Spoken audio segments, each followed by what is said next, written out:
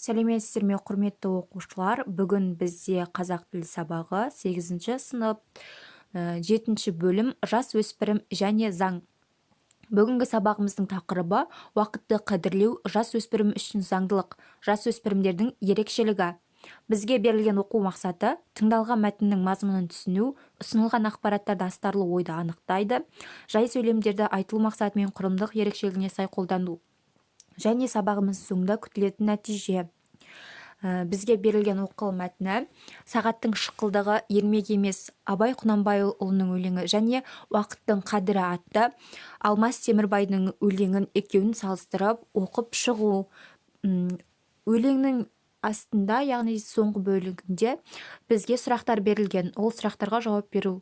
Бірінші сұрақ: сағаттың өзі ұры шықылдаған, өмірді білдірмеген күнде ұрлаған, өлең жолдарды қалай түсінесіңдер?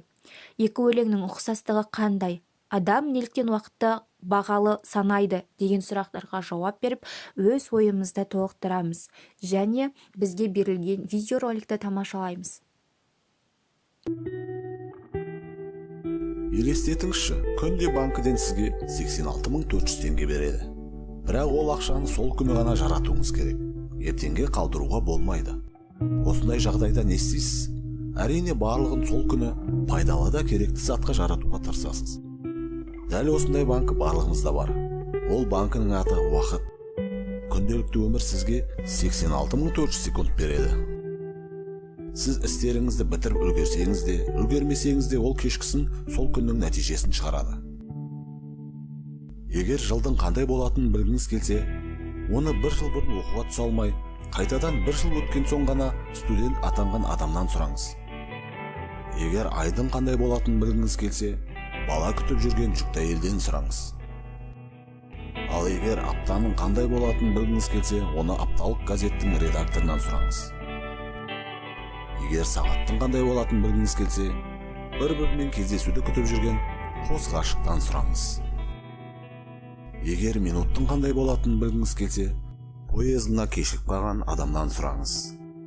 Секундтың қандай болатынын білгіңіз келсе, жолы болып, жол апатынан аман қалған адамнан сұраңыз. Егер миллисекундтың қандай болатынын білгіңіз келсе, Олимпиада ойындарында алтынның орнына күміс алып қалған спортшы желаяқтан сұраңыз. Күнделікті сізге 86.400 секунд беріледі, және сол күні кешке ол жоқ болып кетеді. Бұл уақыт текке өтіп кете ме, жоқ пайдалы бола ма, ол тек өзіңізге ғана байланысты. Кеше ол тарих, ал ертең ол белгісіздік. Бүгінгі ол нақ қазіргі кез. Күнделікті сізге берілетін 86.400 теңгеңізді болмайтын нәрсеге жаратпаңыз. Уақыттың қадірін білейік. Сабағымыздағы тілдік бағдар тақырыбы хабарлы сөйлем. Яғни сөйлемдердің айтылу мақсатына байланысты сөйлемдер хабарлы сөйлем, сұраулы сөйлем, бұйрықты сөйлем, үлепті сөйлем болып бөлінеді. Бізге хабарлы сөйлем берілген. Айтылу мақсаты хабарлау, суреттеу, баяндауды білдіретін сөйлемнің түрін хабарлы сөйлем дейміз. Мысалы, көктем келді, жиналыс сағат 8-де басталады. Хабарлы сөйлемдер құрылымы мен көлеміне қарай әртүрлі болып келеді. Хабарлы сөйлемдерден кейін нүкте қойылады. Мысалы, жалма-жан далаға шықсам, түс болып күн ысы бастаған екен. Бұл хабарлы сөйлем болып тұр. Хабарлы сөйлемді яки хабарлайтын ойды жеткізуді төмендегідей тәсілдері бар. Біріншісі, біреудің бір нәрсе туралы жай хабарлауы. Кешке апа келеді. Ай жап-жарық екен, яғни кешке апамның келетінін хабарлап тұр. Екіншісі, біреудің бір нәрсе жөніндегі ойын, көзқарасын білдіру мақсатында хабарлау. Мысалы, менің естуімше апам да келе жатыр. Ертең күн ашық болар деп ойлаймын. Үшіншісі, біреудің бір нәрсені сипаттап, бейнелеп, суретте баяндауы. Апамның келуі немерелер үшін базарлық мереке. Екіншісі, жұлдызды аспанда ай күміс алқадай әдемі көрінеді. Яғни бұл хабарлы сөйлемдердің жасалу тәсілдері. Келесі бізде сұраулы сөйлем. Сұраулы сөйлем дегеніміз жауап алу мақсатында сұрай айтылған сөйлемдерді сұраулы сөйлем дейміз. Сұраулы сөйлемдер мынандай жолдармен жасалады. Біріншісі, ма, ме, ба, бе, па-пе сұраулық жалғаулықтардың қатысу арқылы. Мысалы, Балтабек деген жігіттің үйін білесіз бе?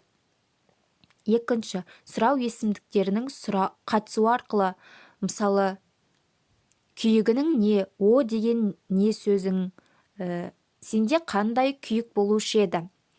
Үшінші, ғой, ше шылауларының шығар, болар деген сөздердің қатысу арқылы жасалады. Мысалы, балалар пойызы осы ғой, балалар пойызы осы шығар, балалар пойызы осы болар. Аспан үйінде екен, қалимашы. Бұл жерде яғни сұраулы сөйлемдер болып тұр. Ескерту, ғой, шығар, болар сөздер арқылы жасалған сөйлемдер сұраулы да, хабарлы да болуы мүмкін. Сондықтан тыныс белгісі олардың қандай сөйлем екеніне қарай қойылады. Мысалы, қарағым, қамқа, бүгін күн жұма ғой, пойыз кешікпей келетін болар. Мұндай сөйлемдердің сұраулы не хабарлы екендігі мәтінге және интонацияға қарай ажыратылады. Сұраулы сөйлем кейде таза интонациямен жасалады. Мысалы, бердеймін саған, деді урядник Амантайға жақындап. Себеп, деді Амантай урядникке тізгінді бермей. Сіз Пелагая Ниловна саудагер Корсуновамен таныссыз ғой? Таныспын, иә. Құрмаласқан жай сөйлемдердің соңғысы сұраулы болса, сөйлем соңына сұрау белгісі қойылады. Мысалы, мен қазір кітап оқимын, сіз ше? Біреу есік қаққандай болды, естисіз бе? Бұл сұраулы сөйлемге берілген мысалдар болатын. Бізге берілген тапсырма, яғни жағдаяттарды шешу. Бірінші жағдаят. Әлшілердің жасы 14-те, ол жазғы демалыста жұмыс істер. Ақша жинаған болатын.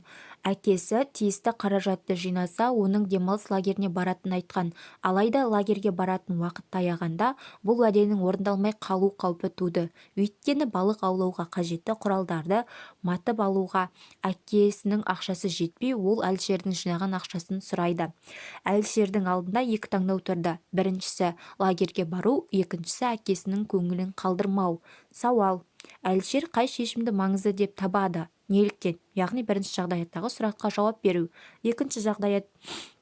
Анельдің жасы 15-те. Сабақта бос уақытта Анель көрші қызға сабақ үйретіп, аздаған тиын тебен жинайтын еді. Мереке күндері анасы оған концертке баруына рұқсат еткен. Алайда уақыт таяғанда анасы Анельге концертке барғанша сабаққа қажетті құралдарыңды ал деді. Анель анасына айтпастан концертке барды. Мұны біліп қойған әпкесі Анельдің шындығын анасына айтуға оқталды, бірақ әпкесі қатты ойланды. Сауал. Анельдің әрекеті туралы әпкесінің анасына айтқаны дұрыс па, әлде Анельдің өзі айтқаны күту керек пе? Екінші жағдаяттағы сұрақтарға жауап беру. Бізге берілген кері байланыс тапсырмасы оқулықтағы 173 беттегі 6 тапсырма.